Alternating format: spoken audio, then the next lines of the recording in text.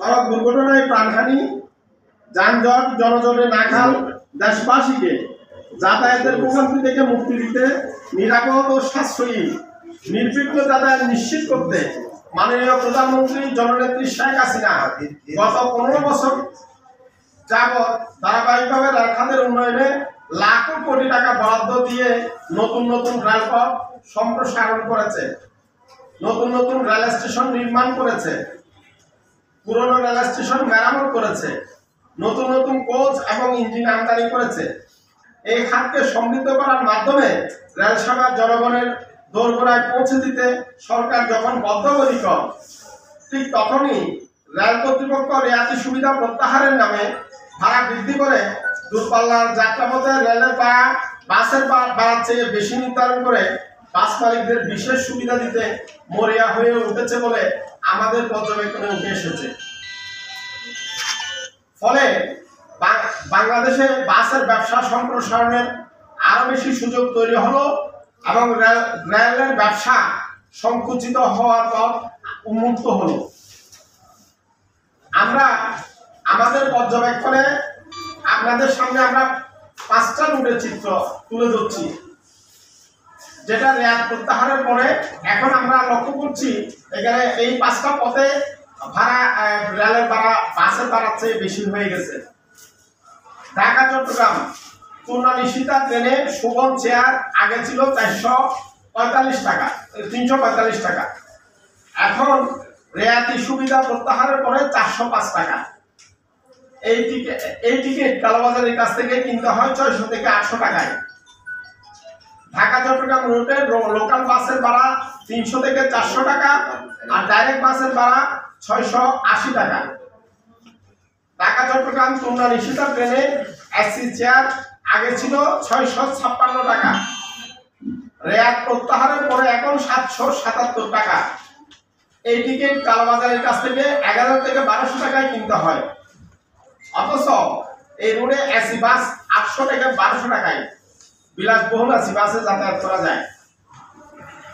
ঢাকা চট্টগ্রাম রুটে বাসে যেতে সময় লাগে 4 থেকে 5 ঘন্টা, ট্রেনে যেতে সময় লাগে 6 থেকে 8 ঘন্টা।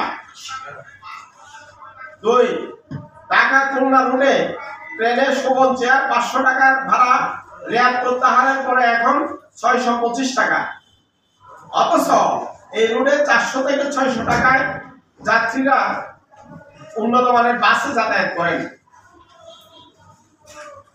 এই রুটে ট্রেনের এসি চেয়ার 955 টাকার টিকিট এখন 1196 টাকা, যা কালোবাজারের কাছ থেকে 1500 টাকায় কিনতে হয়, অথচ ঢাকা খুলনা রুটে বিলাসবহুল বাসের ভাড়া মাত্র এসি বাসের ভাড়া মাত্র 900 টাকা।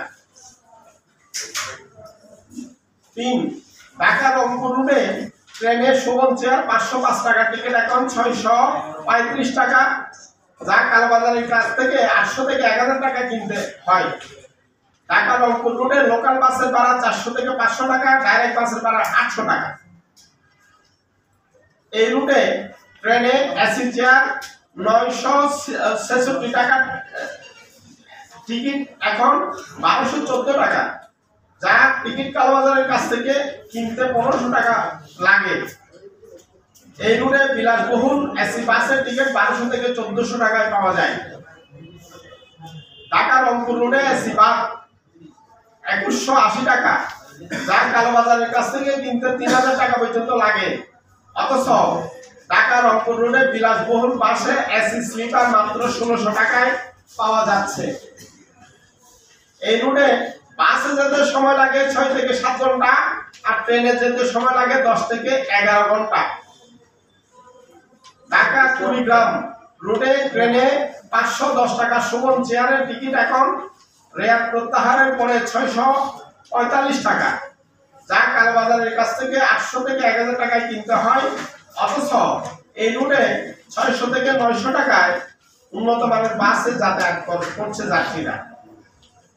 এই রুটে ট্রেনের এসি চেয়ার 972 টাকার টিকিট এখন 1237 টাকা, যা কালোবাজারের কাছ থেকে 1500 থেকে 1600 টাকায় কিনতে হয়, অথচ 800 থেকে 1200 টাকায় এই রুটে বিলাসবহুল এসি বাসে যাতায়াত করা যায়। 5 পঞ্চগড় রুটে এসি বাসের মূল্য 2400 টাকা। এই রুটে বিলাসবহুল এসি স্লিপারের দাম 1800 টাকা। পর্যবেক্ষণে আরো দেখা গেছে রেল খাত লাভজনক করার ঘোষণা দিয়ে 2012 সালে সর্বনিম্ন 7 থেকে সর্বোচ্চ 110% পর্যন্ত ভাড়া বৃদ্ধি করেছিল বাংলাদেশ রেলওয়ে। এরপর 4 বছরের মাথায় 2016 সালে 7% রেলের ভাড়া বাড়িয়েছিলেন। একই সাথে 2012 সালে ভাড়া বৃদ্ধির সময়ে ট্রেনের ওই সময়ে বিদ্যমান সেকশনাল রিয়াতি সুবিধা প্রত্যাহারের পরে আসলে কি রেল লাভবান হয়েছিল, এই প্রশ্ন আমরা রেল কর্তৃপক্ষের কাছে রাখতে চাই। ওই বছর অর্থাৎ 2016-17 অর্থ বছরে রেলের লোকসান ছিল 1226 কোটি টাকা। এতে বোঝা যায় কেবলমাত্র ভাড়া বৃদ্ধি করে লাভবান হওয়া বা লোকসান কমানো কোনোভাবেই সম্ভব নয়। বর্তমানে রেয়াতি সুবিধা প্রত্যাহার করে যে হারে ভাড়া বাড়ানো হয়েছে, এতে যাত্রীরা রেল বিমুখ হবে। রেলের টিকিটবিহীন যাত্রীর যাতায়াত আরো বাড়বে, রাজস্ব আয় আরো কমবে, ট্রেনে কর্মকর্তা কর্মচারীদের লুটপাটের সুযোগ সম্প্রসারিত হবে। রেলের আয়বর্ধক খাত যেমন সুযোগ সুবিধা বৃদ্ধি, ট্রেনের সংখ্যা বাড়িয়ে পণ্যবাহী ট্রেন থেকে আয় বাড়ানোর দিকে না ঝুঁকে বাংলাদেশ রেলওয়ে সাধারণ যাত্রীদের কাছ থেকে বাড়তি ভাড়া নিয়ে আয় বাড়ানোর যে আকাশ কুসুম পরিকল্পনা করেছে, সেটি কার্যত ব্যর্থ বলে অতীতের অভিজ্ঞতা থেকে প্রমাণিত হয়েছে।